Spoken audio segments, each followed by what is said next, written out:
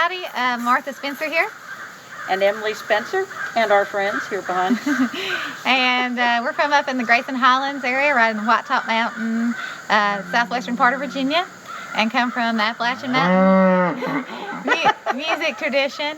And historically, I guess a little bit about the music tradition is a lot of different, say, cultures coming together with the Scotch-Irish, African, German, probably Native American, English, kind of all mixed together. And in our particular area, there's in our family, there's a long tradition of the mountain music being kind of passed down with the fiddling and a lot of the old songs and dancing. And it's just a big fabric of our culture.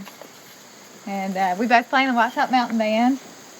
The White Top Mountain Band was formed by Albert Hash and some of the local community people, actually whose families still play as well. Back in the 1940s, I became a part of the band in 1975.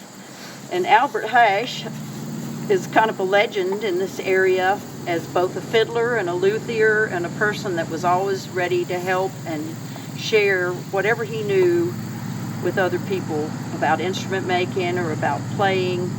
And I mean, he's influenced generations of instrument makers today. His daughter Audrey, he got her started, and she as well has influenced generations of players and makers of music. So I feel privileged to be trying to carry on some of his musical traditions.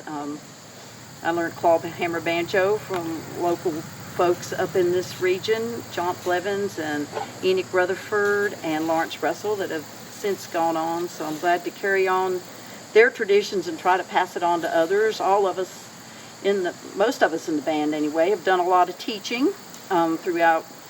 Well, I have the last 40 years teaching different instruments and working with the string band program in Grayson County schools, as well as we work in the jam programs locally. So teaching, and Albert was a teacher as well. He helped form the band program in Grayson County schools. So his influence will be going through the generations with his music.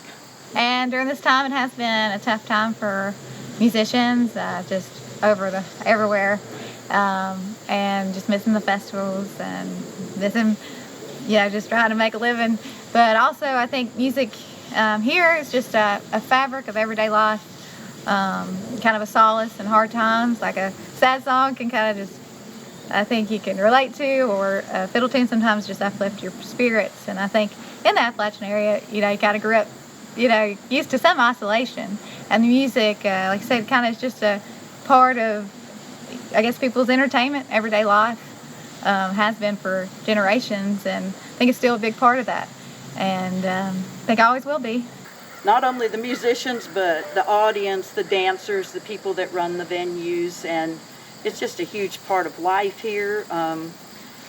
And it's like missing your family all the time, not to be able to get together and play or see the dancers and all the folks. And music tourism is a pretty big part of this area, so it's been hard on a lot of folks. And hopefully, when these times are past, things will be able to come back stronger than ever. But we love always, one of our favorite festivals are always with the NCTA, and I think the National Council of Traditional Arts do such a wonderful job of bringing so many different genres together. Just a beautiful celebration. It's a global celebration of music, and it's wonderful to see all the musicians from all over the world get together and be together in peace. If we could all do that, wouldn't that be the best? So, but anyway, we'll play you an old time fiddle tune here, one called Sally Ann.